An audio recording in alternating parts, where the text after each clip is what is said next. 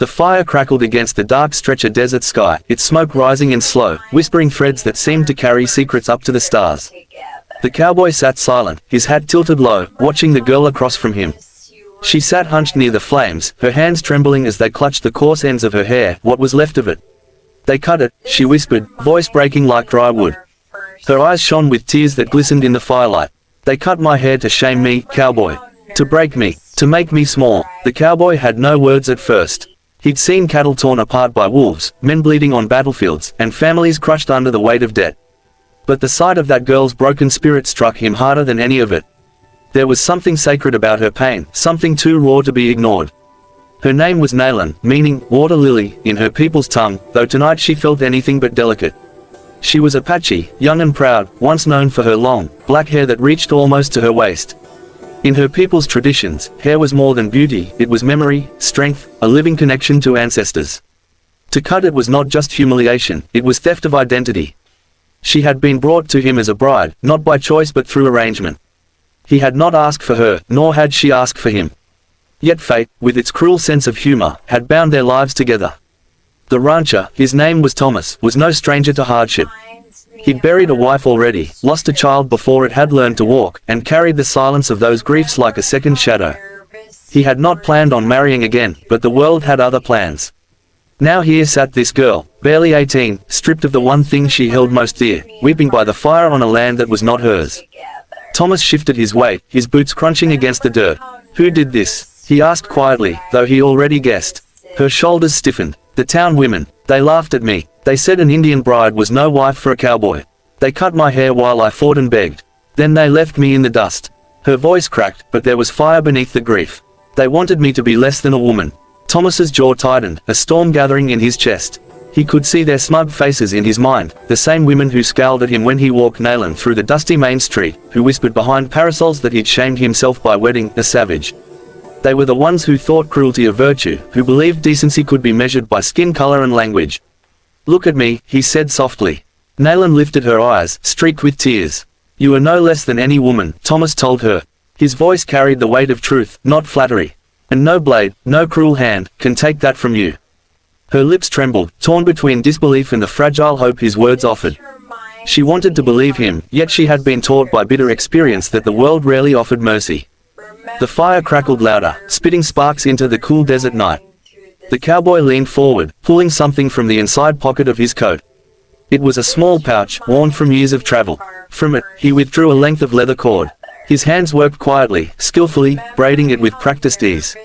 When he finished, he held it out to her. "It ain't your hair," he said, "but it's something strong. Something no one can take from you unless you choose to give it." Nalan hesitated, then took it in her trembling fingers. The braid was simple, but each twist of leather spoke of patience and care. She pressed it against her heart, and for the first time that night, the tears that fell from her eyes were not only of sorrow but of something gentler, something like gratitude. The silence between them shifted, no longer heavy but alive with unspoken understanding. For though they were strangers bound by circumstance, in that moment, by the fire, they were simply two souls, one broken, one weary, searching for a reason to believe that kindness still lived in the world. And so began the night when a cowboy's quiet compassion would spark a story of healing, defiance, and a love stronger than shame. Morning came with a red sunrise spilling across the desert sky, painting the mesas gold. Nalan woke with swollen eyes, her shorn hair brushing awkwardly against her cheeks. For a moment, she forgot, reaching to braid it like she had since she was a child. But her hand met only ragged ends, and her throat closed. She turned away so Thomas wouldn't see her weep again. But Thomas noticed everything. He didn't speak of it, though. Instead, he saddled his horse, fixed her a warm biscuit with honey, and left it on the table before stepping outside to tend the cattle. His silence was not distance, it was respect. He had learned long ago that sometimes a man's words heal less than his actions. Nalan sat at the wooden table, staring at the food. Back in her village, the elders always said kindness was like water in the desert, it could come from unexpected places, and when it did, it saved lives. She tasted the honey on her lips and felt, for the first time since her shame, that maybe she would not wither. By noon, she ventured outside. Thomas was repairing a fence, sweat streaking down his back beneath the sun. She watched him a long while before speaking. "Why did you not send me away?" she asked suddenly. He paused, hammer in hand. "Why would I? Because I bring you trouble. The town hates me. They laugh at you for taking me." Thomas set the hammer down, turning to face her fully. His gaze was steady, the kind that made lies shrivel. Let em laugh. Their words don't build my fences, don't ride my horses, don't keep this ranch alive. You're here. That's enough for me. Her heart stuttered. No man had ever said such a thing to her, not even those of her own people. That afternoon, Thomas rode into town for supplies. Against his warning, Nayland asked to go with him. She would not hide anymore. He studied her for a long moment, then nodded. All right, but stay close. The town's main street bustled with wagons and horses, the saloon's piano jingling a reckless tune. Yet as soon as they entered, silence fell like a curtain. Eyes followed them, hard, cold, mocking. A woman near the general store smoked and whispered to her friend, loud enough for Nayland to hear, "There goes the cowboy and his squaw. Guess he couldn't find a real wife." Nayland's face burned, but Thomas's jaw tightened. He walked straight into the store, his hand brushing hers just enough to remind her she wasn't alone. Inside, as he gathered flour and coffee beans, the storekeeper cleared his throat. "You know, Thomas," he said carefully, "folks are saying you'd do better keeping her out of sight. She's only stirring up trouble." Thomas looked him dead in the eye. "You sell me supplies or not?" The man swallowed, then nodded quickly. When they left, Nayland expected Thomas to be ashamed. Instead, he helped her onto the wagon seat with the same gentleness as if nothing had happened. "Don't listen to em," he said lowly. "They ain't worth the dust on your boots." But that night, by the fire, Nayland's composure cracked. She fingered the short strands of her hair and whispered, "They took my pride. Even if I hold my head high, they look at me and see only disgrace." Thomas studied her across the flames, the leather braid he had given her still tied at her wrist. Slowly, he spoke, "Nayland, you think pride lives in hair? Or in the laughter of fools? Pride lives in how you rise when the world tries to put you down. You still stand. That's pride." Her eyes glistened, and for the first time, she believed him. The days that followed brought small shifts. She began tending the garden, her hands remembering the earth as they coaxed life from stubborn soil. She sang softly in her language as she worked, and Thomas, though he didn't understand the words, felt the peace they carried.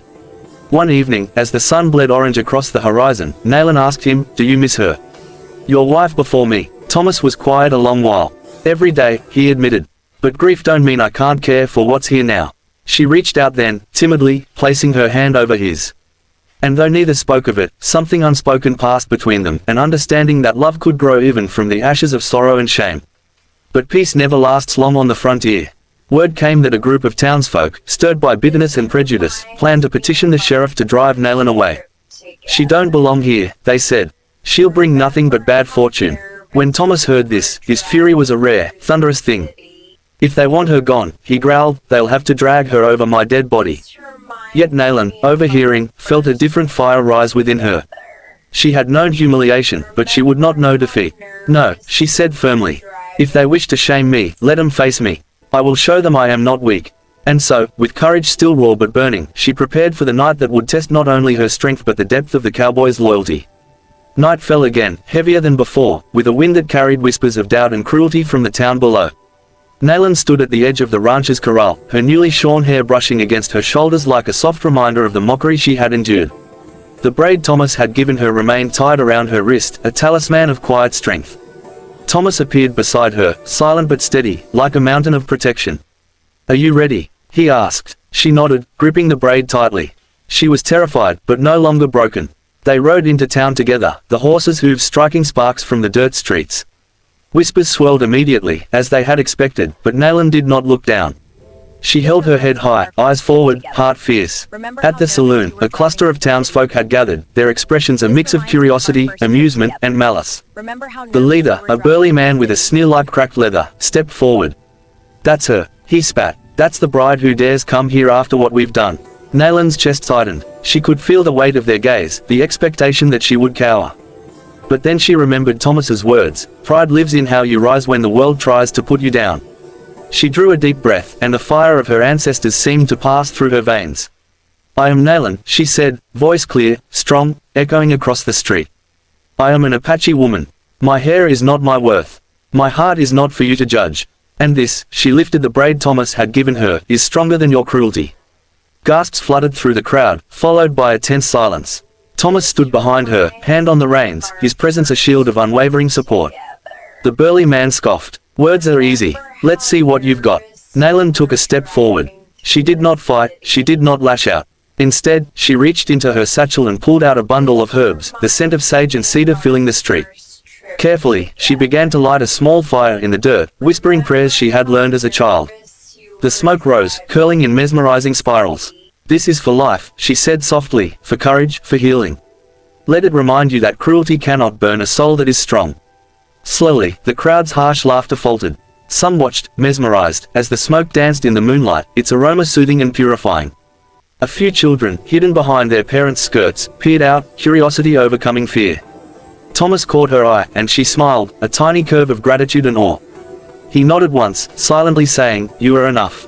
Then came the moment that changed everything. A woman, the same who had led the cruel act of cutting her hair, stepped forward, trembling. I never understood," she whispered. I thought I could shame you. But you," her voice broke. "You were braver than any of us." Nalan's heart softened. She reached out a hand, offering forgiveness not with words, but with presence, calm and unwavering. The woman dropped her gaze, tears glistening, ashamed but relieved. Word spread quickly after that night. Nalan's courage became a story in the town, a tale of resilience and dignity that no one could erase. The women who had scorned her began to treat her with respect, children learned that strength could be gentle, and even the burly man who had sneered at her found himself reluctant to speak ill again. Back at the ranch, Nalan and Thomas sat by the fire, the desert sky stretching endlessly above them. She ran her fingers through the short strands of hair that remained, smiling faintly. "I thought I would never feel whole again," she whispered. Thomas tilted his hat back, studying her. "Whole? You've always been whole. You just had to see it yourself."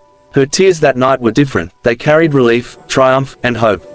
She leaned against him, feeling the warmth of his steady presence, the kind of love that does not demand, does not shame, only nurtures. Over the following months, Nalan's confidence grew. She learned to ride with grace, to manage the ranch alongside Thomas, and to weave her heritage into their daily life. The children of the town began to visit, eager to hear stories of Apache traditions, to learn that respect and kindness could transcend fear and prejudice. One evening, Thomas watched Nalan braid her hair again, slowly, carefully, a ritual of reclaiming what had been stolen from her. She paused, looking at him with a soft smile. "Do you see?" she asked. "I see," he said quietly, "a woman who can withstand storms, who teaches even the hardest hearts to bend. I see you." And in that moment, under the vast, starlit desert sky, Nalan understood fully. Shame could not define her, cruelty could not diminish her, and love, patient, steadfast, and gentle, could heal even the deepest wounds. Her laughter, light and free, rose into the night, mingling with the whispers of the fire. Thomas joined her, and together they watched as the flames danced, a symbol of survival, resilience, and the transformative power of compassion. For Nalan, the Apache bride who had been shamed and silenced, life was no longer about hiding. It was about standing tall, reclaiming her identity, and teaching others that courage and kindness could always outshine cruelty. The fire flickered one last time, and in its glow, the desert felt softer, brighter, filled with hope. The cowboy and his bride, different yet united, had not only survived, but had triumphed, showing that the human heart, when treated with respect and love, could endure, grow, and inspire generations to come. And so, the story of Nalan and Thomas spread, not as one of shame, but as a tale of strength, forgiveness, and the boundless power of humanity.